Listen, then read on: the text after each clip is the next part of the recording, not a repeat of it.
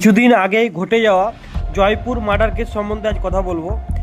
এখানে যে গাড়িটা যাচ্ছে এ বস্তার ভিতরে, সাদা যে বস্তা আছে এর ভিতরে ধন্নালাল সেনের বডি রাখা আছে। আমি যদি না বলতাম তাহলে বাজারে যারা সবাই দেখছে তাদের মতন আপনিও ভাবতেন যে নর্মালি একটা বস্তাতে কিছু জিনিসপত্র নিয়ে যাচ্ছে। আমি বলবো এই হত্যাকাণ্ডটি কিভাবে ঘটেছিল। বাড়ি থেকে 17 কিলোমিটার দূরে যে জায়গাটায় হত্যাকাণ্ড হয়েছিল সেই জায়গাটার নাম হলো নেপ্তা পুলিয়া। যাকে হত্যা করা হয়েছে তার নাম হলো ধন্নালাল সেনী এবং তার ওয়াইফের নাম হলো গোপালী দেবী। এবং গোপালী দেবীর অ্যাফেয়ার ছিল দীনদয়াল কুশবার সাথে।